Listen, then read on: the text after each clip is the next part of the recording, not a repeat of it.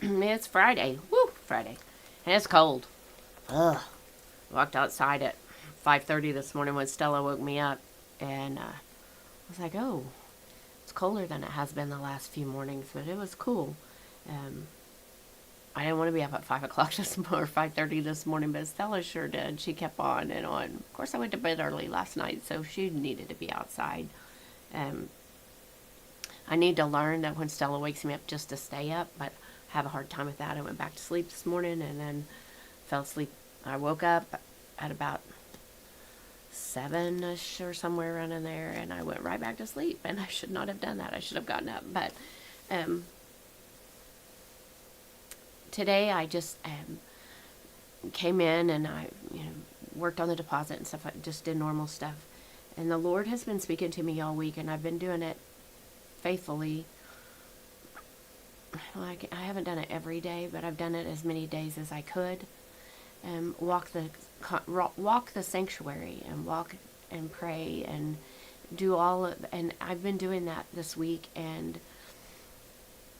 it's funny when I start doing that how I can see the people sitting in those pews, and the Lord brings them to my heart, and I pray over them or whatever. But I'm so thankful that He works the way He does, and I'm thankful that even in my brokenness, even in my hurt or whatever struggle, I still have the power to pray for others, and I've been doing that this week a lot, and I'm thankful for that. I'm thankful that He sees us even when we're not where we want to be. He still sees us, and He helps us through that.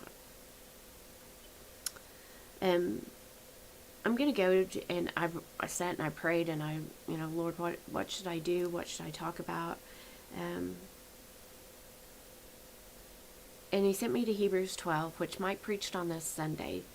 Hebrews 12:1. Therefore, since we are surrounded by such a huge crowd of witnesses to the life of faith, we have a huge crowd of witnesses surrounding us. A lot of times we don't want to look at that, and we don't want people to know that we may be not perfect.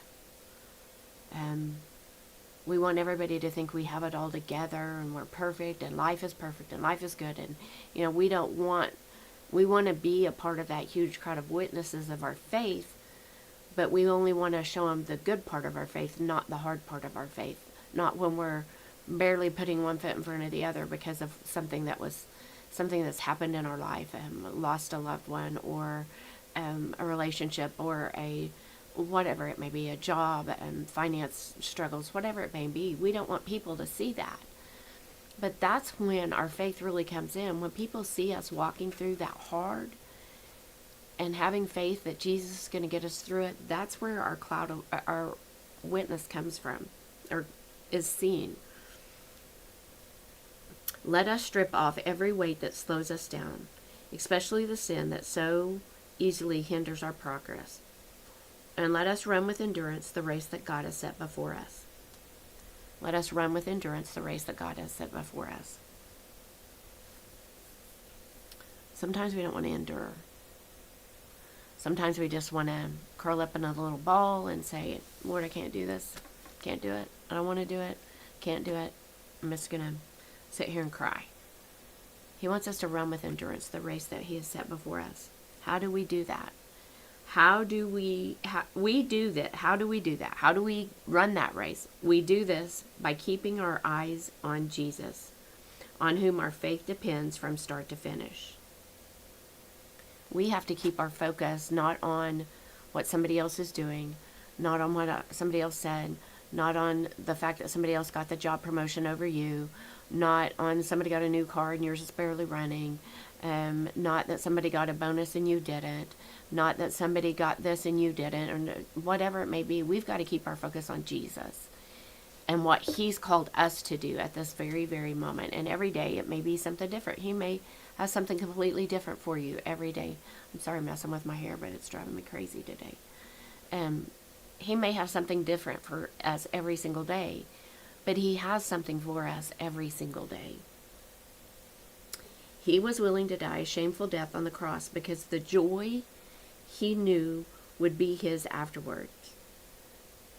Yes, that death was painful. That death was humiliating. That death was awful. I can't even imagine. And I can't imagine God having to watch that. And I know why he had to turn his back. I know, because watching our kids suffer is the worst thing in the world. But sometimes we have to watch our kids suffer so they can come out stronger in their faith. We cannot fix everything for our children. We cannot.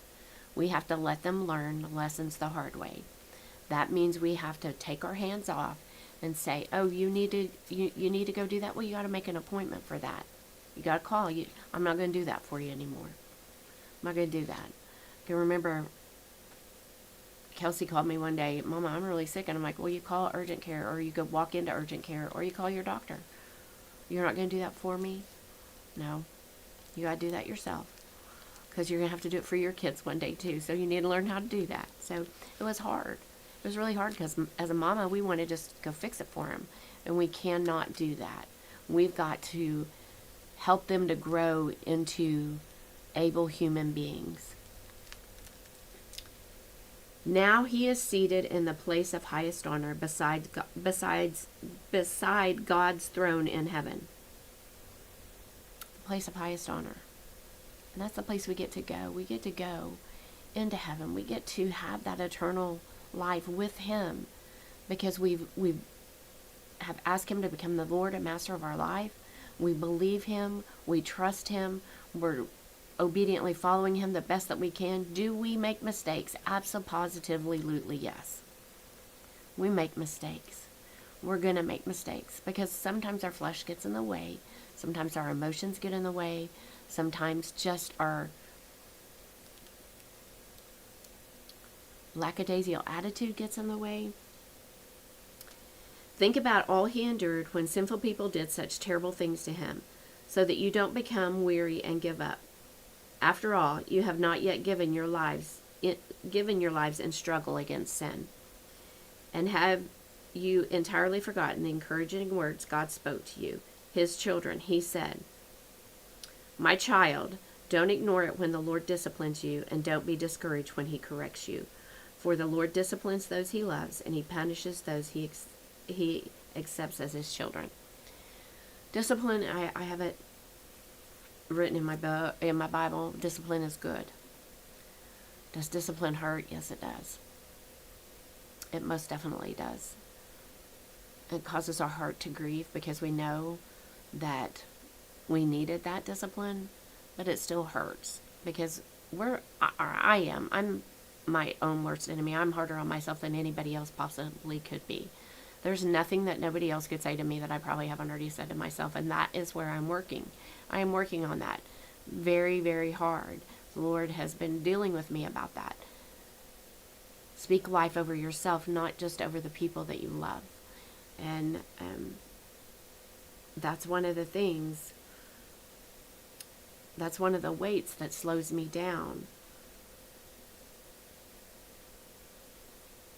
and hinders my progress, is because I get so caught up in speaking negative over my life and overthinking every single thing about my life, instead of just hearing God's word, hearing him speak and going, okay, I'm going to do that. I got to overthink it. Well, if I do that, then so-and-so may say this, or so-and-so may do that, or might offend this person, might offend that. I need to just be like, okay, God told me to do it. God told me to say it. You have a problem with that, you take it up with him. That's what I need to do. That's what we all need to do. We need to be so strong in our faith, not to beat people up with it, but to help people walk through it. Walk through with them the hard times. Because there are hard times, and there come hard times. And if you're not in one, you're fixing to go in one, or you've just come out of one. I mean, there's always going to be a trouble of some sort or some fashion. So don't be discouraged. Don't be discouraged when he corrects us, because that means he loves us and he cares about us. And we talked about that yesterday. He cares about what happens to us. Nobody else may care. Nobody else could. It doesn't matter to them. It doesn't matter. But he cares about what happens to you. He formed you. He knit you together in your mother's womb. He knows the number of hairs on your head. He calls you by name. We need to be willing to hear him and know that his correction is for our good, and his correction is to help us, to grow us, and to give us strength.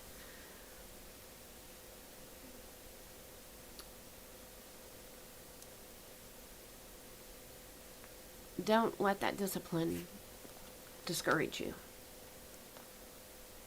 Let us strip off, and I'm going to read verse 1 again. Therefore, since we are surrounded by such a huge crowd of witnesses to the life of faith, let us strip off every weight that slows us down, especially the sin that so easily hinders our progress, and let us run with endurance the race that God has set before us. Let us run with endurance the race that God has set before us. And we do that by keeping our focus on Jesus, because he is the author and the finisher of our faith. There's a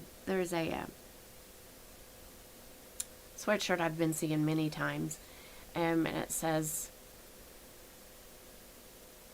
he's the author of our story. Quit trying to steal a pen and let him write. A lot of times we want to steal that pen. We want to erase a chapter here, a chapter there, a chapter up here, a chapter over here. We want to erase. But we can't do that, because that takes away from our message. That takes away from our testimony. That takes away from who we truly are. He's writing a beautiful story if you will allow him, and not try to keep taking the pen away from him.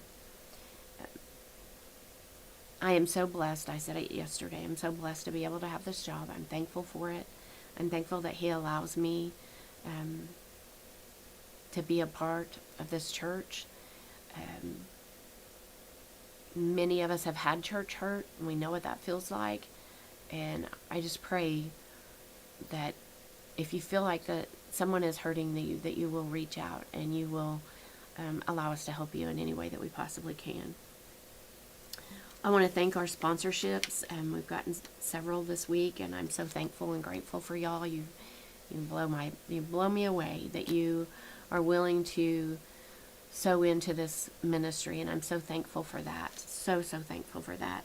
I want to thank Dawn and Sheila Ferris, Kim Morris, Gordon and Dee Kennard, Stacy Reese at My Travel Misha, Parco Tax, the Watkins family, Travis and Maddie Holloway, and Genesis Home Health. Thank you all for pouring into this ministry. Thank you so very much. From the bottom of my heart, it means so much to me that each one of you have donated or continue to donate into this ministry, and I'm so thankful for y'all. We'll be able to upgrade equipment as it needs to be upgraded, upgrade the camera if that happens. Things break. This camera, we've had it for a really long time. We've been doing the lives with this camera for a very long time. So things just break, and this is how we are able to fund it, and I'm so thankful and grateful to y'all. Thank you so very much from the bottom of my heart. It means a lot to me. Sunday services 9 and 11, normal Sunday services. We will have safety team training after the second service. We will feed you. There will be a meal prepared. And then elders and deacons will have a meeting at 4. And women, we will have our meeting at 6. We're going to have this meeting. I'm going to pray against any kind of weather coming in, and we're going to have this meeting because the meetings have been amazing, and I look forward to meeting with you ladies, and I'm so thankful for each and every one of you that take time out and come and be a part of this group. We're learning a lot about Jesus, but we're also learning a lot about each other, and lifting each other up in prayer, and just it's just been amazing. So those are the things that are happening on Sunday. It is a day full, but it will be a great day in the Lord. The Lord has been moving. That's one of the things as I was praying this morning or this afternoon, I just kept praising him for how the Spirit has been moving in every service, and it's just been so amazing to be a part of. So I pray that you will come out and join us on Sunday at 9 or 11. Thank you all for a great week, for being here, and for taking part in this. I hope you all have a great weekend, and I will see you back here on Monday. Thanks, guys. Bye.